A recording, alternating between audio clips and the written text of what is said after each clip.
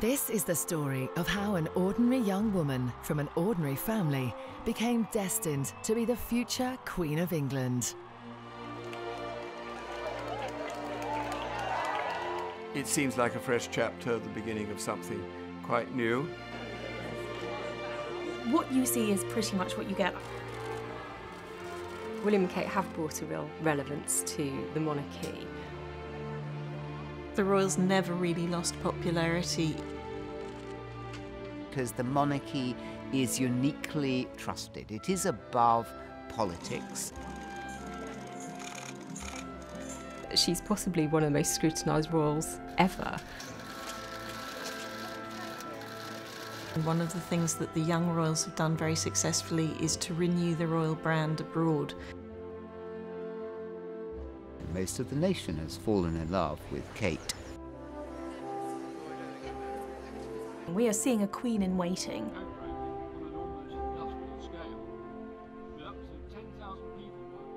Well, in terms of the Duchess of Cambridge, what you see is pretty much what you get. I've met Kate now on quite a few occasions. She's very kind, she's very thoughtful, she's very easy to get along with. I think she's been very well brought up. She comes from a lovely family. She's got 2 feet firmly on the ground, and the people who know her well are very loyal to her, and they love her. In one sense, Will and Kate marrying, it seems like a fresh chapter, the beginning of something quite new. And if you go back to when the present Queen married Prince Philip in November 1947, at that time it was thought to be a new beginning. And then later on people said, what happens when they get old? We'll get bored with them. We don't want them anymore. And particularly with the present Queen, who's now the longest reigning monarch in British history.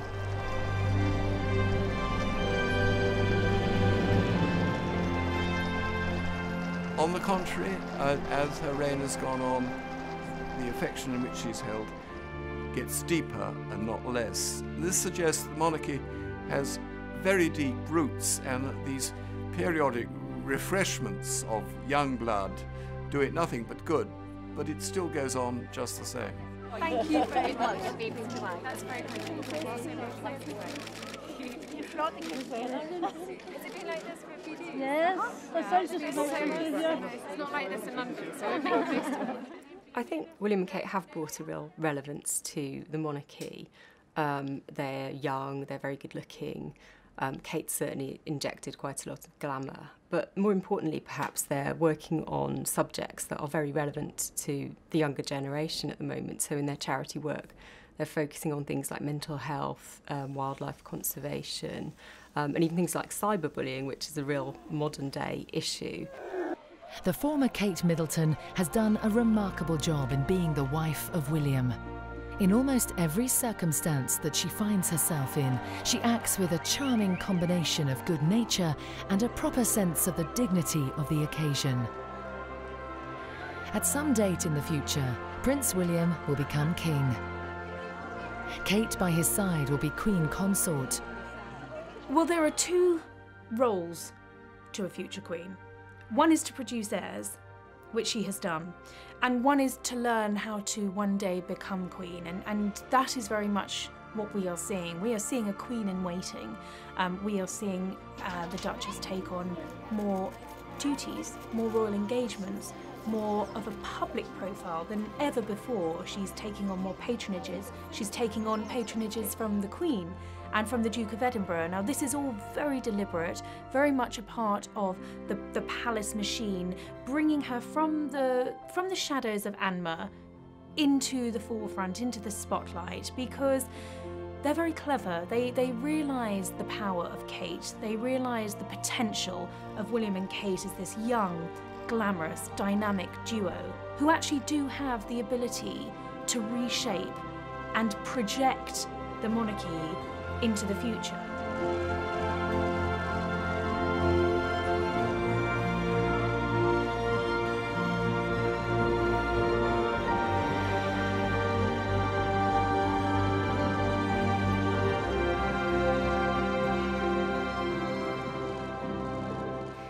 If you had asked me in the 1990s what I saw the future for the royal family as being, I would then have shared the pessimism about its longevity. Not because the opinion polls suggested that was right, because one of the things that people always misunderstand is even though there was the annus horribilis, even though there was that huge controversy around the collapse of the Charles and Diana marriage and in fact also other royal marriages, in spite of all of that, the royals never really lost popularity. Individual members did, but the family didn't, the Queen didn't in any real way. There's never been really more than 25% Republican sentiment in this country. However, I would at that point have thought that the way in which the modern world was developing mitigated against a monarchy continuing well into the 21st century, because we seemed to be entering a society that was more egalitarian and had more faith in the transformational effects of politics and was somehow kind of moving into a joyous modernity. And in fact, we've gone totally the other way, and people have lost faith in politics so profoundly that has actually, in a strange way, shored up and made much more important the position of the royal family. Obviously, whether you're a Republican or a Royalist, your view is going to differ, but when you see how the nation came together to celebrate the Queen's 90th birthday, there was no doubt in my mind that the United Kingdom loves its Queen. There will always be people who say it's a waste of money. Well, you know, they cost us less than £1 a year in terms of upkeep, and I think they're worth every penny. And William and Kate very much are the future of the monarchy. I think monarchy is now more relevant in the early 21st century than it has been for many years. And I think the answer is because the monarchy is uniquely trusted. It is above politics, and at a time when public trust and respect for not just politicians but many of the forces in society which hitherto had bound us together is beginning to break down, the monarchy is the one common point above politics, above suspicion. So I think as long as the monarchy can keep the sense of it being a family and a wholesome institution in place, the country is going to want to, not just at a superficial level, but at a very profound emotional level, bond into the monarchy as the representation of what it means to be British. Rook fires, started to go.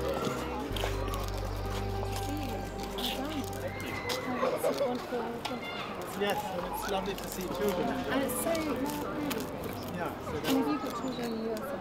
I've got 3 boys, actually. We've seen it today for the first time, but they're very excited. How old are they? Well, they're a little bit, they were about the right age when we started the project. Now they're teenagers, hulking teenagers. So you had them in mind? Exactly, testing it out on the computer. Well, I think that Kate's family background has been very helpful to the image of the monarchy and to William and Kate. It's that happy family, that, you know, everybody getting along well, being supportive of each other, which the Middletons are. And I think that that's been a considerable help. The fact that she's young and she's known only the years of peace and relative prosperity might suggest that, you know, she hasn't got that kind of experience of life.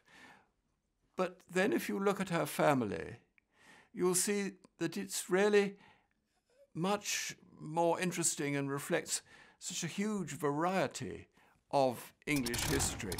Her grandfather was an RAF pilot in World War II and helped to nudge the wings of the V-1s when they came over London, away from London. Her grandmother was at Bletchley with her twin sister and received the news of the Japanese surrender.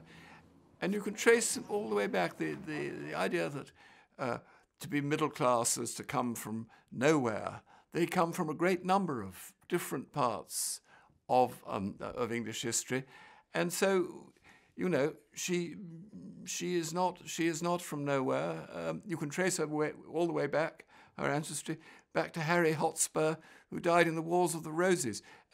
So this is a family, like many families, who have deep roots in the nation's history, and the fact that she's young is nothing but a good thing.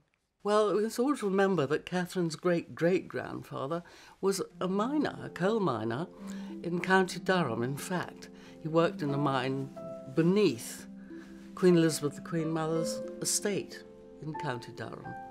It's rather a romantic connection there.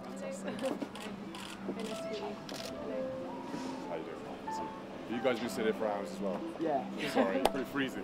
The windiest place in Dundee. How long have you been in the cadet school? 5 years now. Yeah.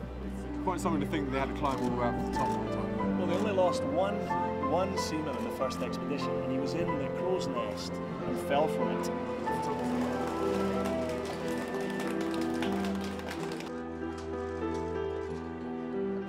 Well, William guards the privacy of his family, I think, more highly than anything else in his life, and it doesn't take a psychologist to work out why. You only need to look at William's own background, his relationship with his mother, what happened to his mother, the untimely death, preceding that, the breakdown of the Wellses' marriage, everything played out in the media, poured over in the press, and he hated it. And you can completely understand why. All he wants is a quiet family life out of the spotlight.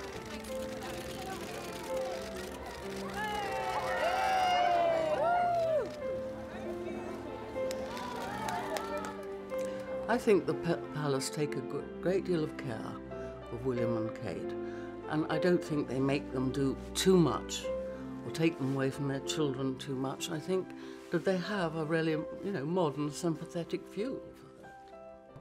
But I think he really understands that there's a huge public interest in their lives and affection towards them as a result of that, and that the media is necessary, certainly when it comes to conveying messages. I think he totally understands that it's a vital tool for him. The Kensington Palace has, warned against the use of paparazzi photographs of the children in particular, although they're still being taken quite frequently. There aren't any UK publications who will use them, and I think that's probably helped a great deal to reassure him. Instead, we have William and Kate choosing when they want to issue photographs of the children.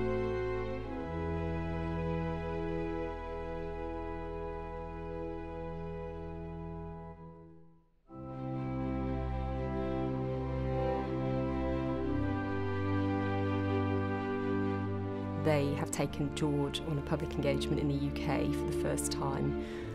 He went to the Royal Military Air Tattoo with his parents, and I think that's something we're going to see increasingly. So I think it's very much a case of him wanting to protect them while they're very young, and just do things in a way that he feels comfortable with.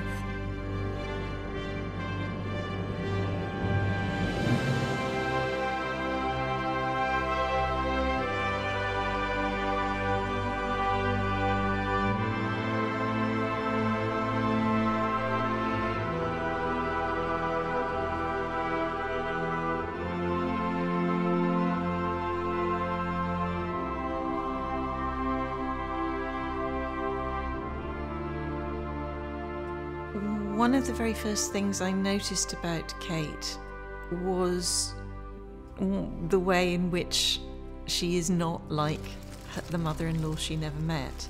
And I think that will actually help her a lot, both in her sort of non-role as Queen in Waiting and eventually as Queen. She is extraordinarily self-possessed, somebody who's very comfortable in who she is and very self-assured, which just with that level of attention she gets is incredibly important. So I think that self-possession, that self-confidence, that sense of who she is will be extraordinarily useful. When I first visited the hospice in Middleton, I had a preconceived idea as to what to expect. Far from being a clinical, depressing place for sick children, it was a home. Most importantly, it was a family home. A happy place of stability, support and care. It was a place of fun. I see Kate's confidence increasing as she gains an experience over the years. She's going to be speaking more in public. She's in a difficult situation because I think she's not always able to be completely spontaneous in front of the cameras, and you have to remember that she's possibly one of the most scrutinised royals ever because of the rise of smartphones and social media. Any tiny slip-up or mistake she might make could go viral within seconds. And she must be really conscious of that, which must be a challenge. But when you see her interacting and engaging with people up close, you know, you really get a sense of warmth and of genuine interest. She's someone who does a lot of research. She reads up on everything to do with the charities she's visiting. And I think to the people she's engaging with, that must really come across well. Kate has shown herself to be a wonderful addition to the royal family. In a more egalitarian society, Kate has the natural connection with ordinary people that may well prove to be both the salvation and preservation of the monarchy. I think the times we see Kate really relaxing are quite often the most informal moments, when she's getting involved in some kind of sporting activity, particularly when she's competing with William at something, or when she's interacting with small children, and you get these fantastic fun facial expressions. She looks to be really enjoying herself. And I think that's when you can really imagine what she's like behind closed doors.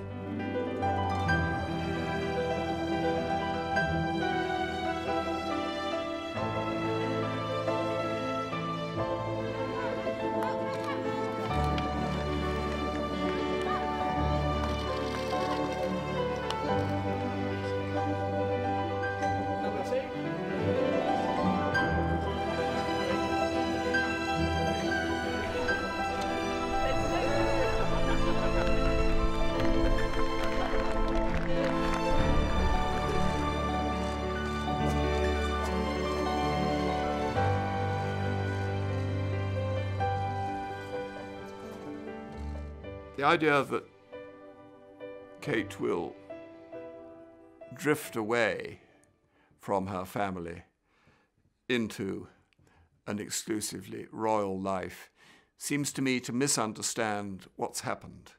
What's happened is a permanent removal of the old barriers and if you like, a domestication of the idea of royalty, and that she will be able to bask happily amongst her family for the rest of her days. And so to that extent, we have moved into a much less magical era of monarchy, one in which they seem to be much more people like us leading lives like us, though of course they don't lead lives exactly like us. I think far from this being something which will weaken the hold of the monarchy upon the public imagination, I should have thought it would strengthen it. Yeah, I think very much there is a feeling in the palace that they want to learn from the mistakes of the past. They didn't want a royal bride who felt isolated and lonely and cut off from her family and miserable, because that has happened before, and they didn't want a repeat of Diana. So I definitely think courtiers were determined that Kate should marry into the family feeling as comfortable as possible, and I just think William wasn't going to take any chances. And he adores the Middletons. He has a very close relationship with Michael and with Carol, so he also didn't want them to be sidelined as soon as Kate married into the family. I don't think there'd be any need for her to distance herself from her family. They're obviously very important to both William and Kate, and they've really been accepted into the royal fold, if you like. And we've seen the Queen driving Carol Middleton around at Balmoral, pointing out sights to her. They're obviously very comfortable in each other's company. The family have also enjoyed, lunches at Sandringham, and they've stayed at Prince Charles's Burke Hall home. They're very much welcomed into the fold, and I don't see any reason why that would change in future. I think that William found the home life of the Middletons tremendously reassuring and appealing, and I think that's an atmosphere he wanted to reproduce in his own home. And I think that's been very important to him. In previous generations, the imperious tug of the court would have ensured that the incoming princess would have been swept up into the court with all its protocol and formality. And this clearly hasn't happened in this case, and obviously the fact that the Middletons are clearly a happy family unit has a lot to do with it. I think, again, that is a sign of general change, because I think in previous generations the new princess would have been pulled into the court much more. And indeed, that happened vice versa with Prince Philip, who felt that he was becoming a mere appendage. But he, of course, had no home at all. And you have to remember that he came from a home which was broken in the most spectacular way, that his mother became a nun, and his father became a playboy in the Riviera, and he had no family at all. There couldn't be a greater contrast between that and Kate Middleton's upbringing.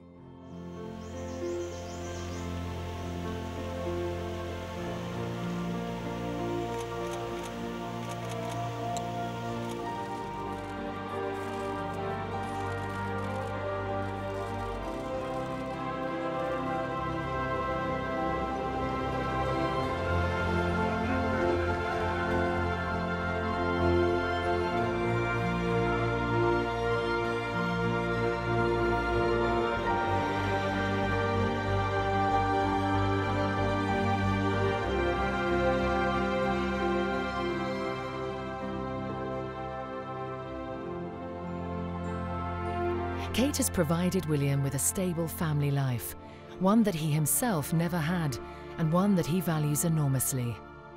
Much as he loved his mother Diana, and much as he still loves his father Prince Charles, William never knew the simple pleasures of a warm, settled and happy family life.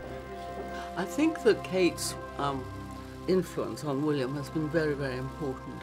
I think that he was quite seriously affected by the bad relationship of his parents. And I think that Kate has strengthened him. Harry, of course, bounces along anyway, but I think William was more sensitive and more affected by, say, the suffering of his mother. And I think that Kate has provided the necessary, stability for him. When I was growing up, I was very lucky. My family was the most important thing to me. They provided me with somewhere safe to grow and learn, and I know I was fortunate not to have been confronted by serious adversity at a young age. For some children, maybe there are some here today, I know that life can sometimes feel difficult and full of challenges. I think that every child should have people around them to show them love and to show them kindness and nurture them as they grow. Don't be under the illusion that she's a wallflower, because she's not. She's very strong, she's very confident, and I think she has a real clarity of vision, and I think William depends on that hugely. So she has brought a huge amount to William's life. She has filled William's life with love and happiness and security, and she's given him the family life through her own family, just regular things that he never got to enjoy, but he is enjoying now, and I think she's made him incredibly happy. William and Kate's marriage is very much a love match, and I think they seem incredibly happy together. You can see a huge amount of affection between them on engagements. You know, there's often an arm around one another, the looks that they share, and I hope that's going to last. I think they've certainly, got a fantastic example in the Queen and the Duke of Edinburgh, and I think because William experienced his parents' difficult marriage, he's very keen to not repeat that scenario, and I don't think that it will ever happen. Kate has hugely boosted the popularity of the monarchy. I think people find it very appealing that she's someone from an ordinary background who has joined the ranks, if you like, and is perhaps able to bring her experience of a so-called normal life to the royal family, and it's something I think that particularly William really appreciates. He's always said that he wants to give their children as normal an upbringing as possible. How's that? Look, look at the mane. She's got a mane nicely done. Give her a stroke first. Give her a stroke and you come on. The Windsors are, among other things, a brand, and brands need renewal. And one of the things that the young royals have done very successfully is to renew the royal brand abroad. If you look at the kinds of crowds that their trips attract, it is extraordinary. The younger royals can do that in a way that the older ones cannot. I include in that Prince Harry. I travelled to the US with David Cameron in 2013, and I was in New York with David Cameron when we met up with Prince Harry, and there was this extraordinary scene somewhere in the middle of Manhattan where Prince Harry sort of suddenly came around the corner, and I'm standing there with the then Prime Minister of the UK, and there was a screeching like you'd get with a Beatles concert in the 1960s.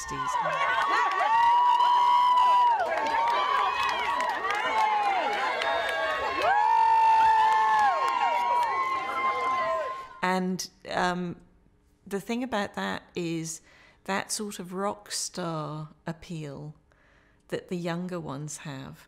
It's incredibly detached from who they are as people, but it is also incredibly potent, and you see it in the level of coverage they get, not just the crowds they attract, but the amount of column inches. So yes, clearly that has an impact on the brand, and in the sense that the brand is most closely identified with Britain.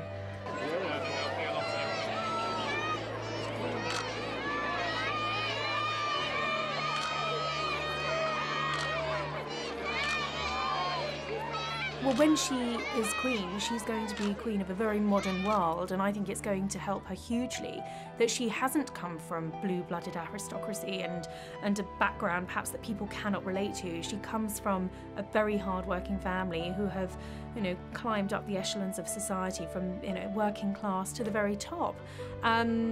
She hasn't got above her station. She is very approachable.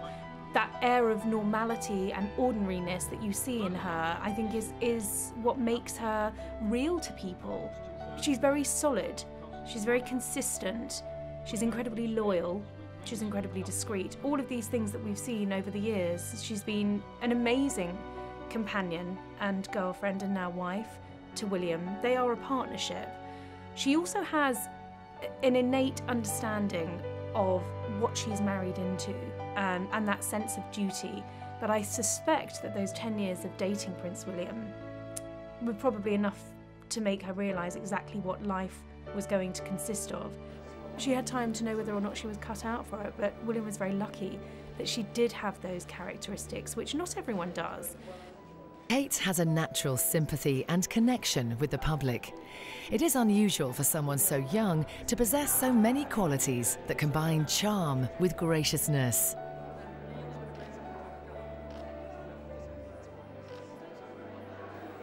I just wanted to say how delighted I am to be here this evening to celebrate the fantastic work of the National Portrait Gallery. The gallery's achievements are exceptional. They hold the most extensive collection of portraits in the world, and their unique and brilliant exhibitions never fail to inspire us all. She's the sort of girl who will walk into a room and light that room up.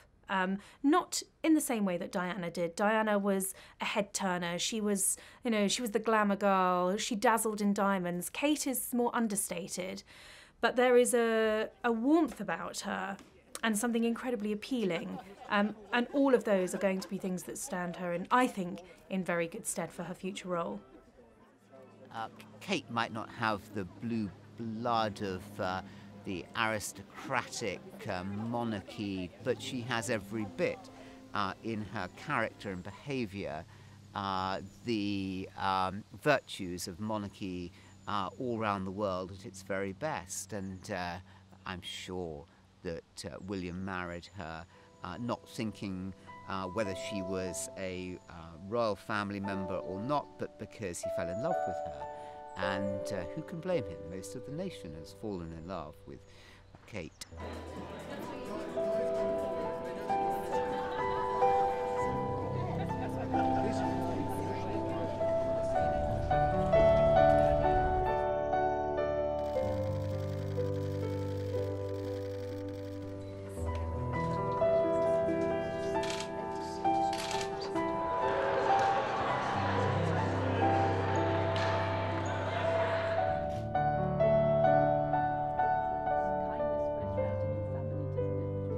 I don't think that there's anything at this stage that I could teach Kate about being a member of the royal family, because she clearly took to it very quickly, but she also had this very interesting period in her relationship with the prince where they split up and then got back together again, which was very clearly a testing period, a proving period, something where she'd already been through the baptism of fire in terms of what it meant for destroying any chance of a private life she would ever have.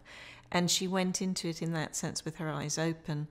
The one thing I suppose she may not have known, and will now know very well, is just how peculiar royal life is. It is the strangest place that I have ever spent time in the palaces. Just that sense of never ever really being alone. And the palaces are sort of strange old buildings that are all about actually being built for show, for people to look inwards. And so they're really not about comfort, they're really not about family life. So by now she knows that. By now she knows the peculiarities of the etiquette. The young royals have dispensed with some of it in a way that Prince Charles, for example, has not. He still insists that not only that his staff call him sir and curtsy or bow, but actually many of his friends do. I think that what William saw in Kate was a woman who would never leave him, and that she had that sense of faithfulness to him which would endure all their lives. And given his own experience of his parents' turbulent marriage, I think something deep inside him was calling him and saying, I don't want that for my marriage. I want to be with somebody who I can be together with when I'm 90. I think the monarchy has changed a great deal in the last century. I think since World War II particularly, the private secretaries and the palace, they have a big sense of PR nowadays, which they certainly didn't. I remember the Queen, she had a press secretary who said to a group of American journalists, I'm not what you journalists would call a public relations man. That was the press secretary speaking. So there was that mentality, very sort of built-in mentality at the palace, not necessarily by the Queen herself. But that has changed a great deal, particularly after the Annus Horribilis, when Diana died. I think that gave the system a big shock. And I think that it shook them into a more modern approach.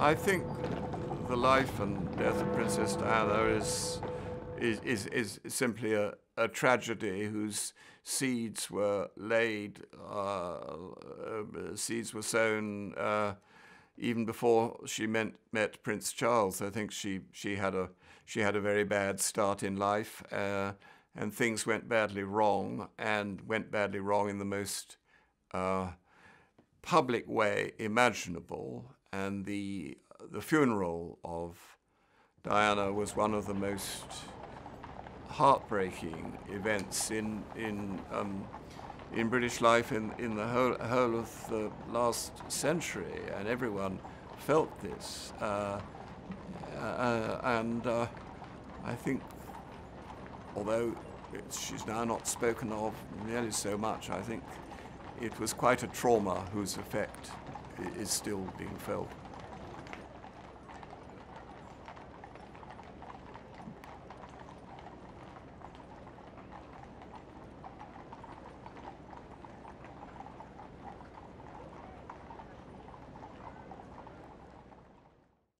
William and Kate, I think, have inherited an interest, a passion from Charles of being extraordinarily interested in the least well-off, the least financially prosperous, but also those who are suffering. And it clearly touches the hearts of both William and Kate.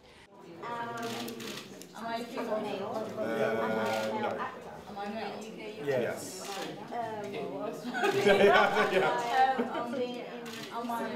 This is utterly genuine, and they want to use the authority of their offices, their status, to see if they can touch the lives of those who are mentally suffering and try to bring them some light, some release, some joy into their troubled lives. Catherine, Harry and I have decided that we can use our positions to make a difference on the subject of mental health. It should not be a taboo subject in the year 2016. The Heads Together campaign is all about getting people talking about the hard times that many of us will face and have faced in our lives.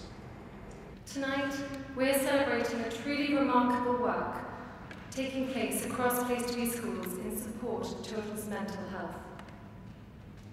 Without many of the inspiring people gathered here this evening, countless of children would not receive the transformational support in their schools. It is because of so many of you here tonight that in their time of need, children have the help, care and attention that will get them through the tough times in their lives. I think it's really quite a brave move. These are subjects that traditionally have been fairly taboo. They're talking about really difficult things such as suicide and addiction, bullying, and I think it's really been very important to bring it out to the fore and get people talking about it. And you can see the genuine concern. We had an incident recently where Prince William comforted a young man who had lost his mother recently, and obviously you could see that his empathy is genuine. He's been through the same thing. Very proud of you. Yes. But that's an incredibly powerful thing to be able to do, to go and bring their own experience and share it with others, and let them know that it is okay to talk about these things. It seems to me an enormous challenge for all of the young royals, but in particular for William and Kate, to find a way to do the empathy thing, to do what they seen as being their core role in terms of performing a charitable role, and maintaining something that they are clearly setting out to do, which is redefining how much of themselves they make public. They are trying to, and I'm, by the way, very sympathetic to them on this, they are trying to carve out a space for themselves to have a private family life. They are also, I think, very interestingly positioning themselves for the age that they are in the era in which they are in the public eye, which is, of course, a social media saturated Instagram selfie era, where they are in some way going very much against the tide on that, trying to reclaim something for themselves. Now, I think that is potentially quite a clever thing to do in the long run. In the short term, it is inciting the ire of the press, so they're getting a more negative press as a result because the press feel shut out, and you see some quite silly and nasty reporting as a result. But there is also the danger that they just end up looking like they're not doing very much, which of course is the big criticism. There's absolutely, it has been the case that William and Kate have been given some breathing space, some time out to enjoy being married, to have children. And I think that does come down from experience. I mean, Charles and Diana were thrown into the thrust of royal life. You know, weeks after their wedding, they were touring around the world, Diana became an international celebrity overnight, totally eclipsed Charles. No one wants to see history repeating itself in that respect. And so what you have seen is a far more controlled release of William and Kate into the public domain. It hasn't just been an explosion. You know, after the royal wedding, they went to Canada and then things settled down. So there are tours and there are engagements.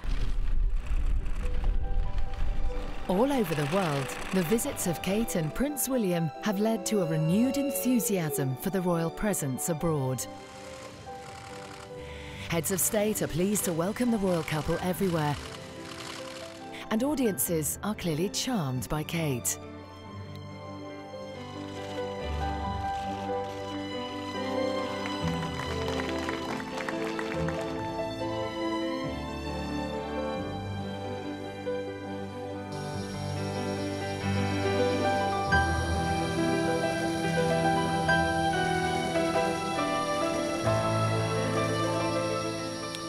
The busy foreign tour programme of William and Kate, I think, became even more important after Britain decided in the referendum vote to leave the European Union.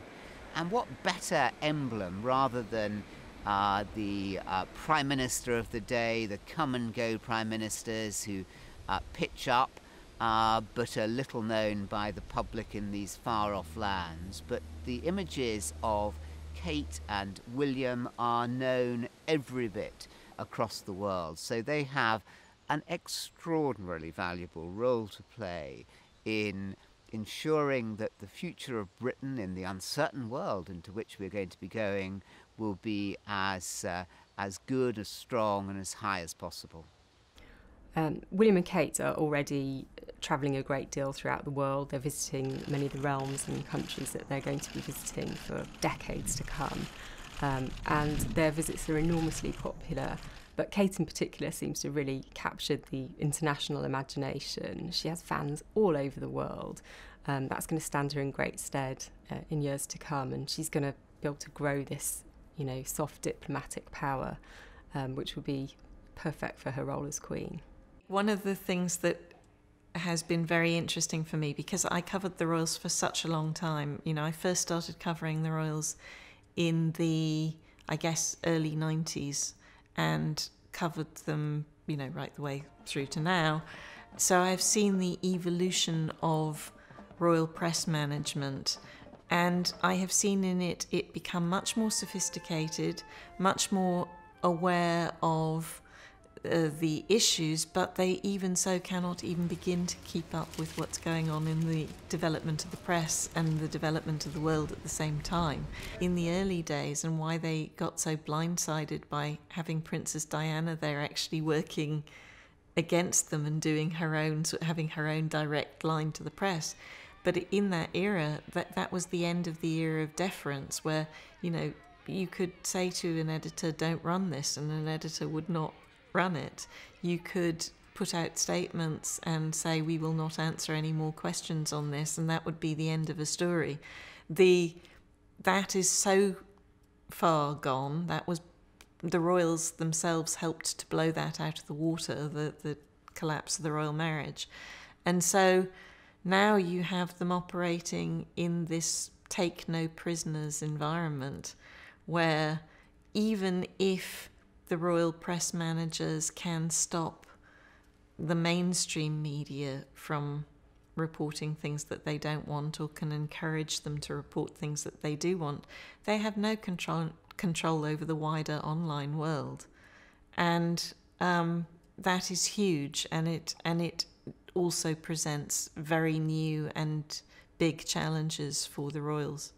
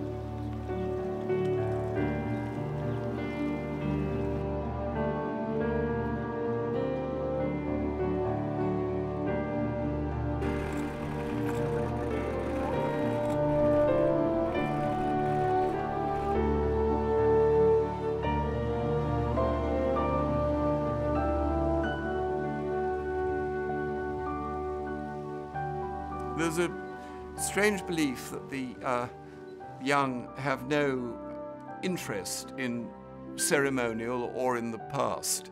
And I've lost count of the times in which people have said, oh, let's stop doing this commemoration, the Remembrance Day or whatever it is, because it won't appeal to the young.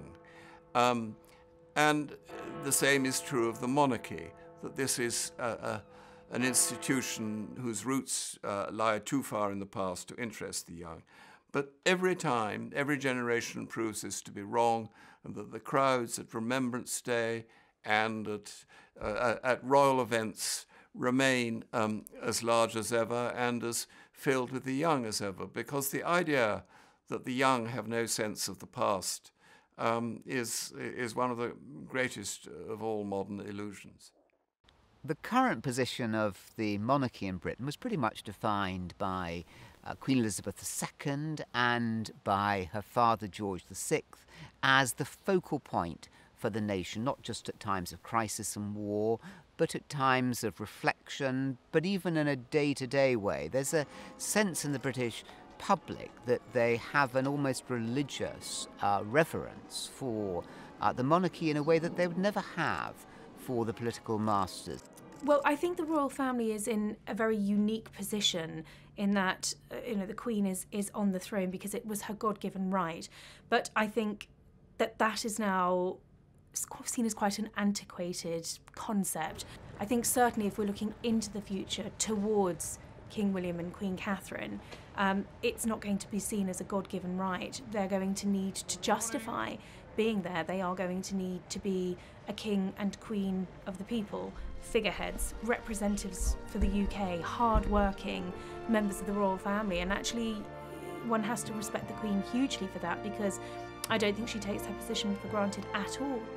The image that is being cultivated of William and Kate now is going to be very important several years down the line, because all of this will reflect our opinions of them as a future king and queen. My prediction, I'm happy to make a prediction, is that you will see the royal family continuing, but the royal family slimming down and paying more and more attention to looking like value for money.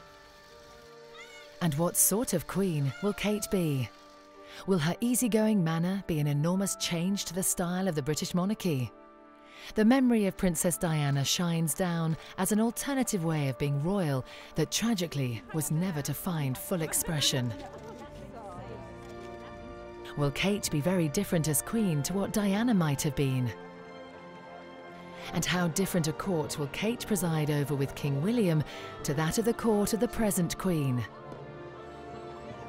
Kate has that rare ability, possessed by very few people, of being able to talk to, speak to, relate to those of utterly different ages, backgrounds, ethnicities. It's a magical talent that is infinitely precious, really. And you either have it, I think, in life, or you don't.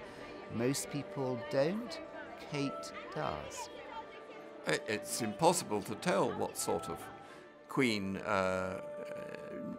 she'd be like. We can only observe what we see and read. But she seems to be a rather modest, cautious sort of person who's unlikely to endanger the monarchy, and I should have thought she would be a kind of reassuring presence, but who knows what the future will bring. Oh, I think Kate will make a dignified queen. It's very hard to imagine her sort of emerging in a sort of social activist role like her father-in-law or anything like that.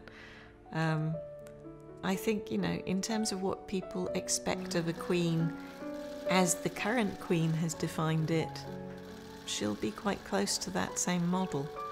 I think Kate's going to make a fantastic queen. I think she is hugely interested in the causes that she supports, and I can imagine her giving that level of commitment to the role in future. She's got great diplomatic power. She's hugely admired across the world. Well, when Kate does become queen, she will have had decades of experience within the royal family. So the fact that she wasn't born blue-blooded will not matter at all. In fact, it will be that stands her in the best possible stead. She will have the advantages of both worlds, that experience of royalty and having been born an ordinary girl from the home counties. It's a perfect combination.